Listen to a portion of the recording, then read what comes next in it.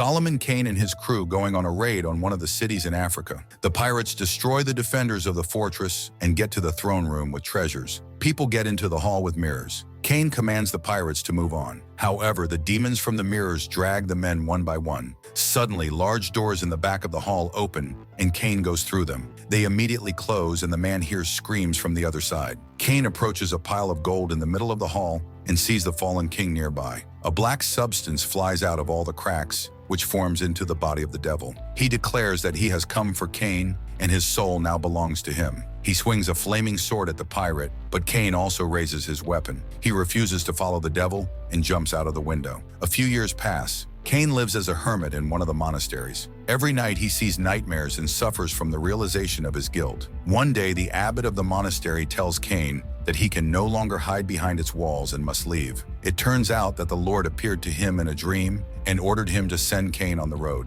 The man leaves the monastery. One day, a van of the poor family catches up with him. Father offers to give him a ride, but Solomon refuses. He stops to rest in the forest. The man is attacked by a gang of robbers, but earlier he promised not to harm anyone and refuses to fight. He is beaten and thrown on the road. In unconsciousness, a vision of the past comes to him. Many years ago, Solomon was the youngest son of a lord who wanted him to become a priest, and his older brother Marcus was to inherit their father's title. Kane was against the abbey and therefore left home, for which the Lord officially disowned his son. The man comes to his senses and sees the face of a young girl. The Crowthorne family found him on the road. Their daughter Meredith helped the wounded. Kane does not hide his past from them. At night, Kane again sees scenes from his life. One day he saw Marcus arguing with a village girl. Kane stood up for her and managed to stop his brother, but received a scar on his cheek. Marcus dragged Kane to the cliff, but slipped and fell himself. Kane was afraid that he would be suspected of his brother's death and left England forever. William tells him that they are heading to the New World to start a new life there. William invites Solomon to go with him, but the man admits that he has done a lot of evil. So the forces of hell are hunting him, and it is not safe to travel with him. However, William is not afraid.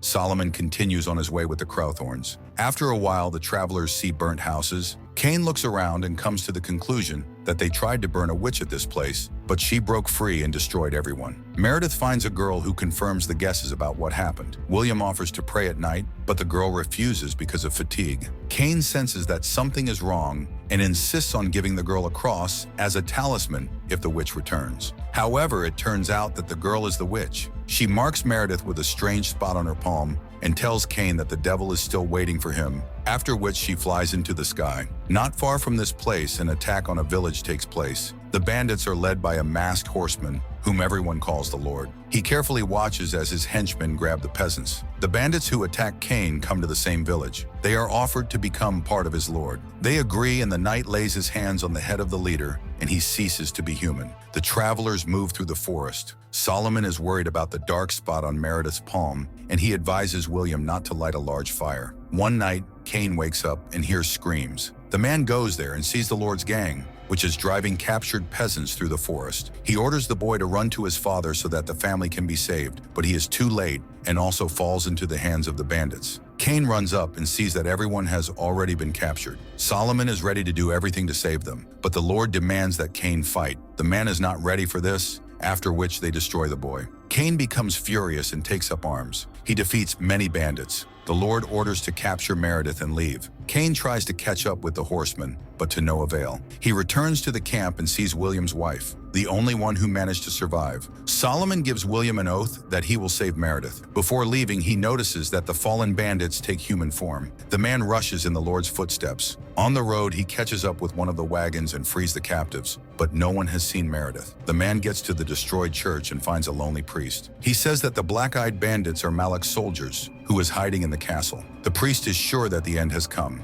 At night, Kane hears strange sounds, and it turns out that in the catacombs under the church, the priest hides his flock of changed locals who have become monsters, and he feeds them those who come to his church. The madman throws Kane underground, where the man enters the battle. Kane makes his way through long corridors and sees a dim light ahead. With difficulty, he gets out through a small window into the churchyard. There he meets the bandits that beat him and see that they attack the priest. He defeats 2 of them. Then Kane interrogates the last one about Meredith. The man says that she is dead, after which Kane throws him to the monsters. Solomon is sure that his mission has failed and goes to the nearest tavern. Suddenly, one of his former sailors recognizes him. He asks his captain to lead the rebellion and help them deal with evil, but Solomon refuses because he has lost Meredith in his very soul. At night, the Lord's men come to the village. They grab several conspirators and take them to the square. Kane is the last to go. The masked lord examines him and gives an order, after which Kane is raised on a cross. At this time, a cage on wheels with prisoners passes by. Among them is Meredith, who sees Solomon and calls him. Kane hears her voice and gains strength. He pulls himself off the cross and falls to the ground. The Lord's soldiers are going to destroy him,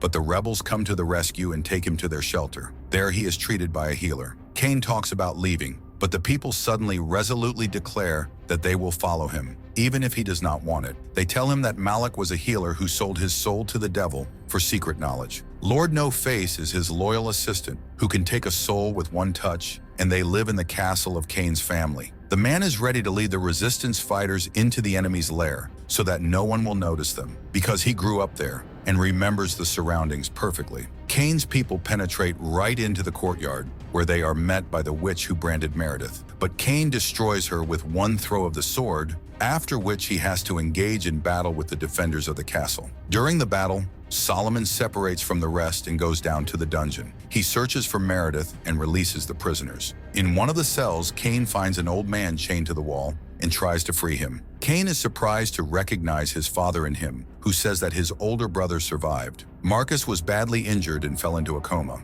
Nothing helped him, and then his father invited the healer Malakh and promised everything he had. Marcus woke up but changed. He began to do evil, turning people into slaves with his touch. The old man asks his son to shoot him so that he can finally face the judgment of God. Kane sadly agrees to do his father's last wish. Later, he reaches the throne room of the castle, where Malakh sits on the throne among the dark mirrors, and Meredith is locked in a cage. The sorcerer has long been waiting for Kane's damned soul, but when Solomon attacks him, the demon disappears. Meredith warns Kane that this is a trap for him, and then Marcus's sword pierces his shoulder. Kane tries to awaken feelings in his brother, but to no avail. They engage in battle. Then Malakh appears in the hall and says that a demon is locked in one of the mirrors, who looks for Kane. Marcus attacks his brother again. They fight and Kane rips off his mask. Solomon fights back using a torch. In the end, Kane finishes his brother's torment. At this time, Malakh drags Meredith to the mirror. It turns out that only with her help he can let a demon into this world.